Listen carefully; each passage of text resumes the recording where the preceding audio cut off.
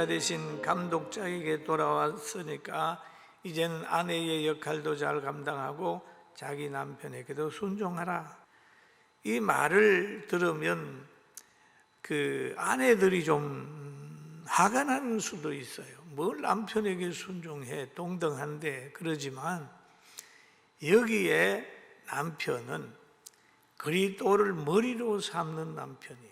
그러니까 그리스도를 머리로 사는 남편이라면 늘 협력하고 순종해야 해야 가정이 아름다워지는 거죠.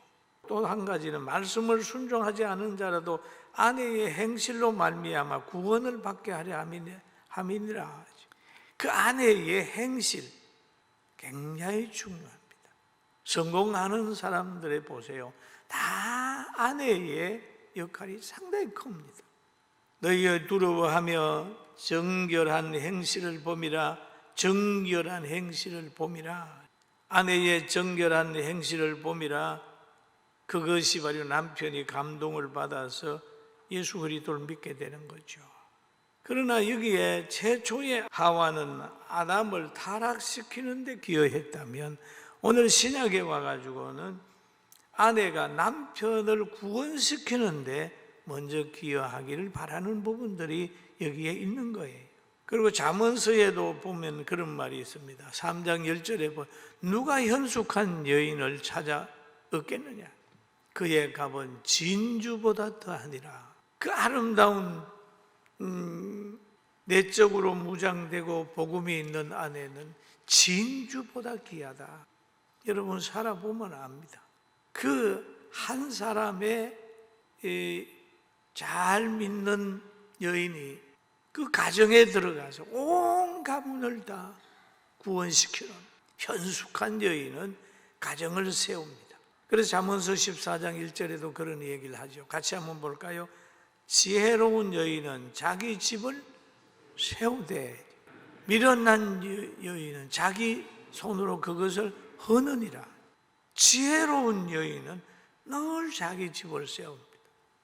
부모님도 세워드리고 남편도 세우고 자녀도 세우는데 미련한 여인은 항상 자기 고집대로 해가지고 가정을 끊어버려요. 형제들 간의 관계도 깨나버리고 자기 운동하다가 자녀들에게도 어려움을 갖다 주고 그런단 말이에요.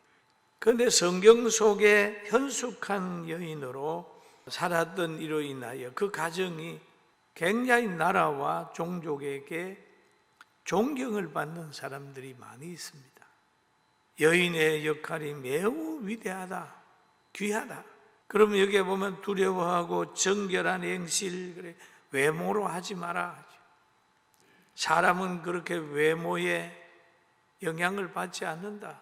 특별히 구원받은 영혼, 그리고 하나님이 보시는 것은 외모를 보지 않는다. 오늘 베드로전서 3장 3절에 그럽니다. 너희 단장은 머리를 꾸미고 금을 차고 아름다운 옷을 입고 입는 외모로 하지 마라. 그냥 화려하게 그렇게 하지 마라. 그런데 단장해야 될 것은 오직 마음에 숨은 사람을 온유하고, 마음에 숨은 사람을 온유하고 안정한 심령의 썩지 않을 것으로 하라. 이는 하나님 앞에 값진 것이라. 영혼의 무장을 하라. 따뜻한 마음을 가져라. 거룩한 마음을 가져라. 겸손한 마음을 가지라는 거죠. 그 마음을 가져라.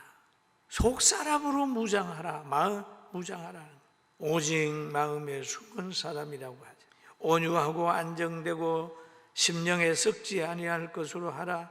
하나님 앞에 값진 것이라는 얘기를 하죠.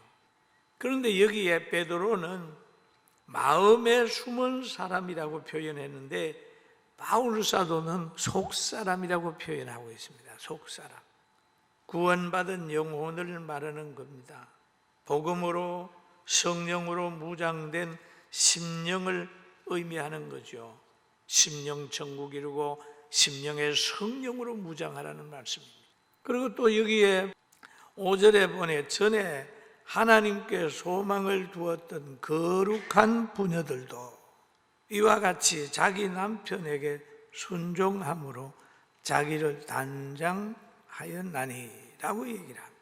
하나님께 소망을 둔 거룩한 여인, 남편에게 순종하고 자기를 단장하고 했던 사람 있는데, 흔히들 이렇게 얘기하면 남편이 남편다워야 되지요. 남편이 불신자인데요, 어떻게 순종합니까? 이렇게 질문하는 사람도 생겨나요.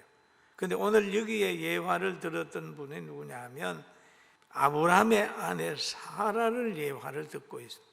베드로전서 3장 6절에 보면 사라가 아브라함을 주라 칭하여 순종한 것 같이 너희도 선을 행하고 아무 두려운 일에도 놀라지 아니하며 그의 딸이 된 것이니라 라고 얘기를 하잖아요.